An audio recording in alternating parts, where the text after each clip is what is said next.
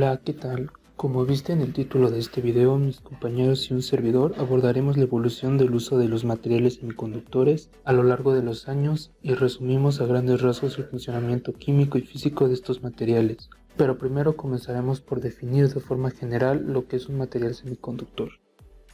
Un semiconductor es un material que tiene ciertas propiedades únicas en la forma en que reacciona a la corriente eléctrica.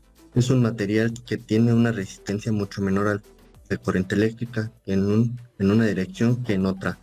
La conductividad eléctrica de un semiconductor está entre la de un buen conductor, como es el cobre, y la de un aislante, como es el caucho. De ahí el nombre de semiconductor. Un semiconductor también es un material cuya conductividad eléctrica se puede alterar, llamado dopaje, a través de variaciones de temperatura, campos aplicados o adición de impurezas. Una vez definido el concepto de un semiconductor, procederemos a explicar un poco de historia sobre el uso y descubrimiento de estos materiales. El término semiconductor fue utilizado por primera vez por Alessandro Volta en 1782. Faraday en 1833 observó que la resistencia eléctrica del sulfuro de plata disminuía con la temperatura. Esto llevó a saber que la conductividad depende de la temperatura. En 1874, Karl Braun descubrió y documentó el primer efecto de diodo semiconductor. Braun observó que la corriente fluye libremente en una sola dirección en el contacto entre una punta de metal y un cristal de galena. En 1901 se patentó el primer dispositivo semiconductor llamado bigotes de gato. El dispositivo fue inventado por Jagadish Chandra Bose. Los bigotes de gato eran un rectificador semiconductor de contacto puntual que se utilizaba para detectar ondas de radio. Durante la Segunda Guerra Mundial, John Robert, que trabajaba para Sperry Rand Company, desarrolló el dopaje para mejorar el rendimiento de los semiconductores. En 1947, William Shockley y Walter House Brattain, junto a John Barton, desarrollaron el primer dispositivo semiconductor de germanio al que determinaron transistor, que se convertiría en la base del desarrollo de la electrónica moderna. Con base en esto, los materiales semiconductores han experimentado 3 generaciones desde la década de 1940. La primera generación son semiconductores elementales, los cuales son germanio, silicio. La segunda generación son semiconductores compuestos. El material principal es arseniuro de galio y el sulfuro de estaño. La tercera generación es un semiconductor de banda ancha. Los materiales principales son carburo de silicio, nitruro de galio, que tiene un intervalo de banda más amplio, un campo eléctrico de ruptura crítico más alto y mayor conductividad térmica, lo cual lo hace ideal para alta presión.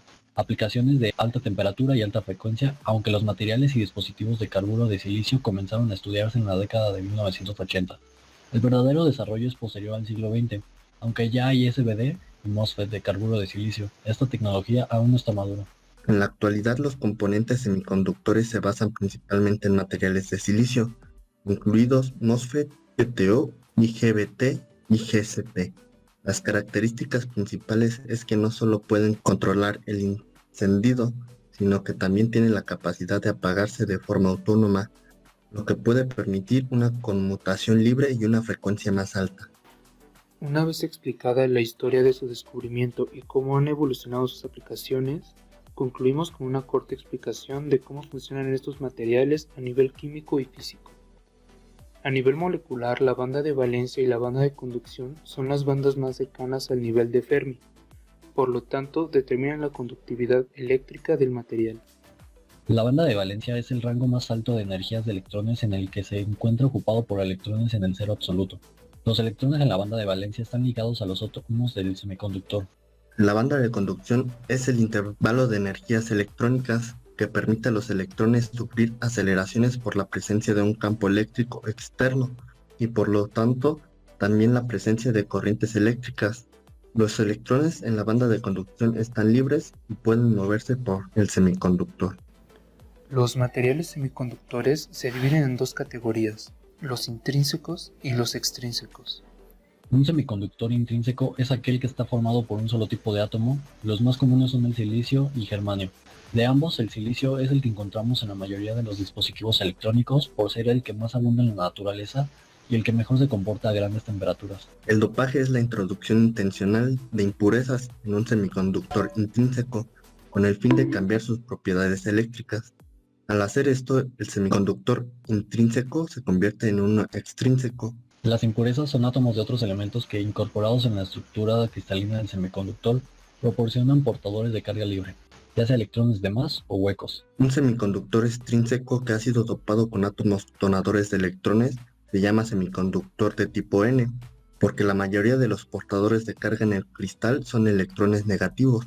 Los átomos donadores son elementos pentavalentes o del grupo 5, es decir, con 5 electrones de valencia, tales como son el fósforo, arsénico o antimonio. Un semiconductor extrínseco que ha sido dopado con átomos aceptores de electrones se llama semiconductor de tipo P, porque la mayoría de los portadores de carga en el cristal son huecos de electrones y por lo tanto cargas positivas. Los átomos aceptores son aquellos trivalentes, es decir, que tienen 3 electrones de valencia, como pueden ser el boro, aluminio o galio. Con todo esto podemos concluir que el desarrollo de los materiales semiconductores ha evolucionado para ser la base de la electrónica y la computación moderna, redefiniendo los límites de su física con cada interacción.